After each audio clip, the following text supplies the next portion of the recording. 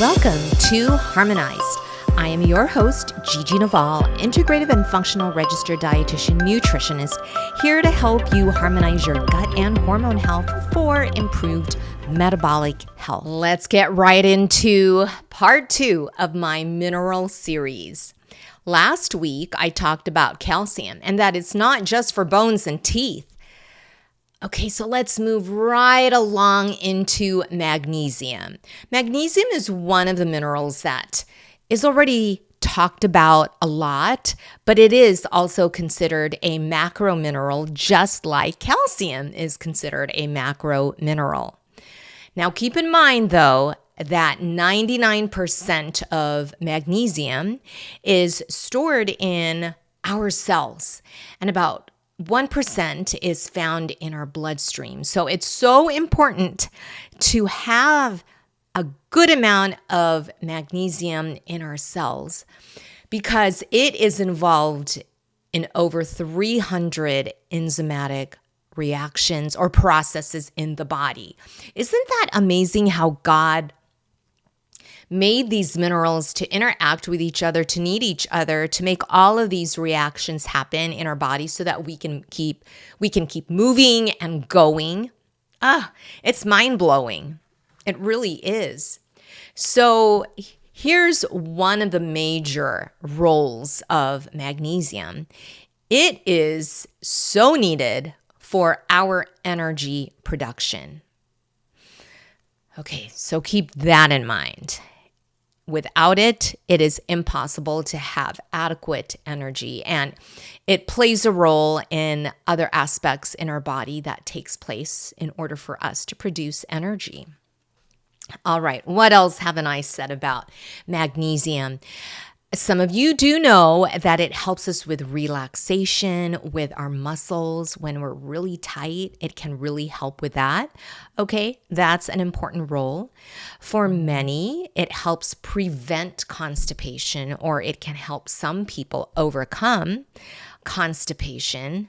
That's a very good thing.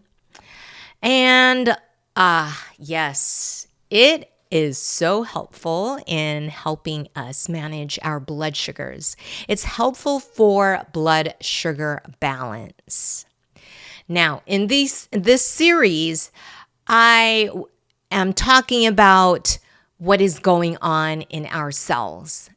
And I love to use the hair tissue mineral analysis test because it gives us complementary data to the lab work that we get done when we see our primary doctors. When blood is drawn, it gives us information for that point in time that we drew the blood, and it gives us levels for what's going on at that time. But keep in mind that the body is always prioritizing homeostasis, meaning it wants things to be stable, in equilibrium, in the bloodstream. And so the body will do whatever it can to pull these minerals out of other places in the body to use it for putting it into the bloodstream.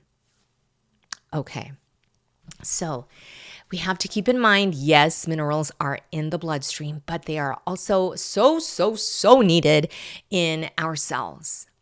So here's the thing.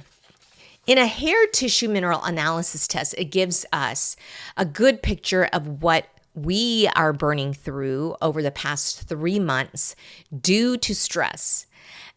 And the first mineral that stress relies on, pulls on, uses up, burns up is magnesium. It will always turn to that first. And so on a hair tissue mineral analysis test, the results, a high level on the test results doesn't mean, oh, you're consuming too much. No, it actually means it is being used, it is being pulled out of other areas of our body, and we're using it because we are stressed, and so we're losing it. So a high level means it's being used and it is being lost. We are losing it. Okay, so that's one of the things that we know that you're under stress is because you will have a high tissue mineral analysis magnesium level. And again, stress pulls on magnesium. Oh, let me turn that off. I thought I turned off my phone. My apologies. So why do we have a high magnesium level in addition to just stress, right? Stress from stress at work, stress at school, stress from people.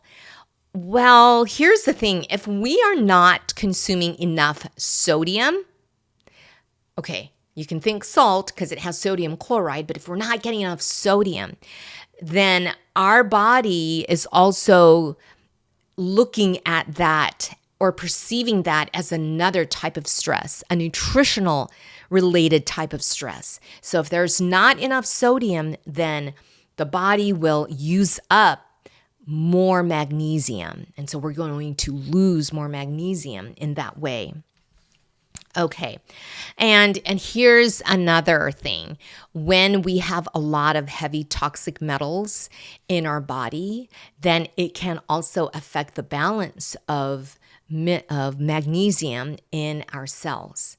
And then guess what? If we are constantly on the go, going here, going there, even if it is fun activities, but you're not taking the time to rest, it will perceive, your body will perceive you as having stress.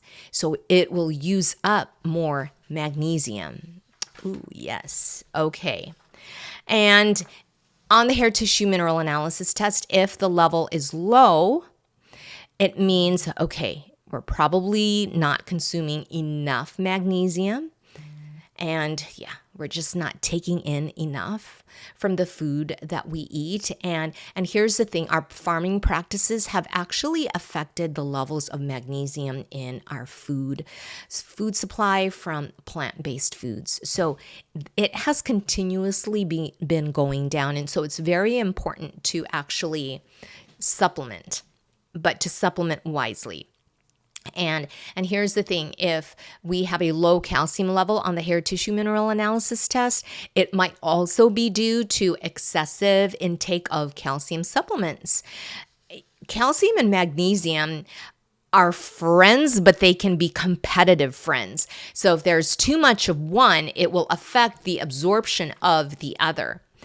And consuming too much caffeine can affect our magnesium levels in our cells, but not just magnesium, also calcium as well. Okay, and another thing too is when we have an excessive amount of unbound copper. That's another topic in and of itself. And I will cover that at another time. But that's another reason why we will also have a low level of magnesium in our hair tissue mineral analysis test. Okay, so here's the thing. God created in us a sodium-potassium pump. And what happens is that 3 sodiums are supposed to go out of the cell. And when that goes out, 2 potassiums are supposed to come inside the cells. So when this exchange happens, it is very much needed for our arteries to become dilated.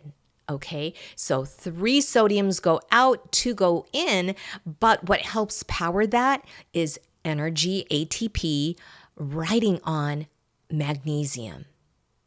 So when sodium is ready to go out, potassium's ready to come in, we need that adenosine triphosphate, the ATP, with the magnesium to make this happen, to make this exchange happen. When that exchange happens, then our blood vessels dilate just beautifully, and it allows our blood pressure to go down to a nice normal level.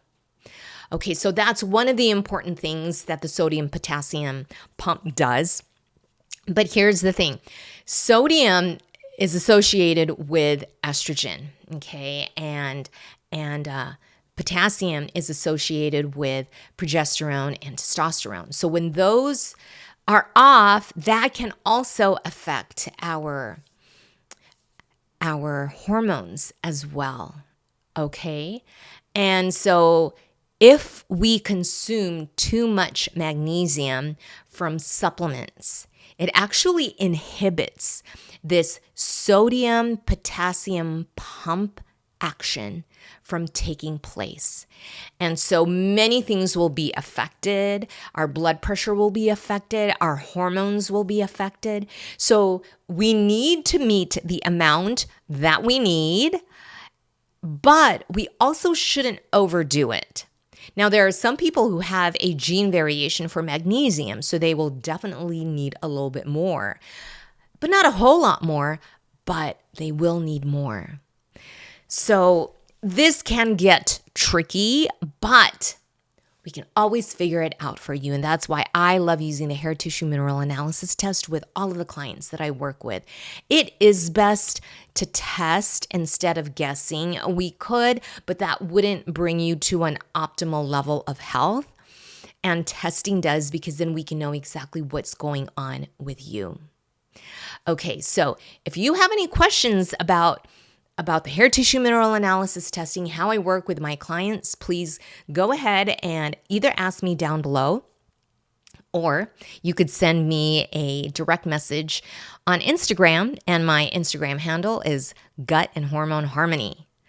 All right, friend, in all that we do, in all that we eat and drink, let us do it all for the glory of God.